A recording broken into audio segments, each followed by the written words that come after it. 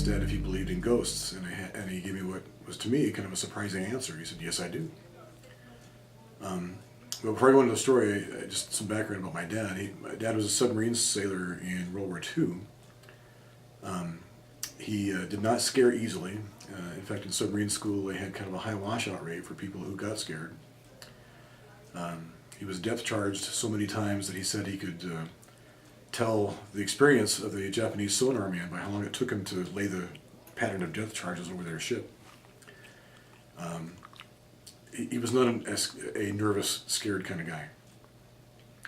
So with that, after the war, he got out of the Navy and went back home to Cedar City, Utah, and got himself a job driving a laundry truck out of Kanab, Utah.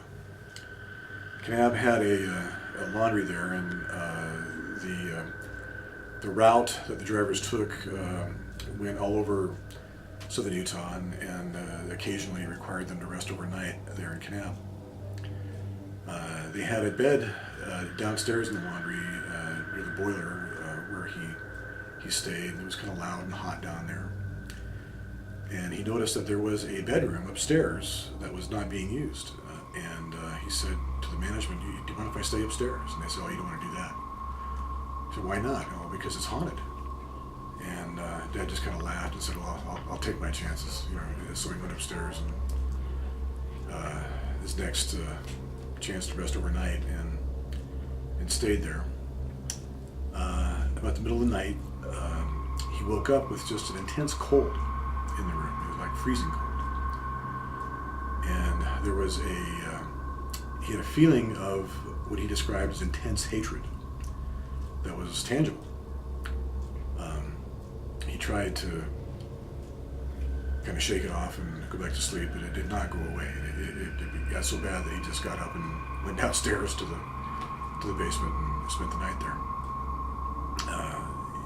One afternoon, he got the chance to talk to one of his associates, who was also a driver, and asked him if he had ever stayed in that upstairs room. And the guy said, "Yeah, I have." And he told him about basically the same experience that he had had. So I listened to that story. It was real to my dad. I believed him. He showed me that building in Kanab one time where the story took place.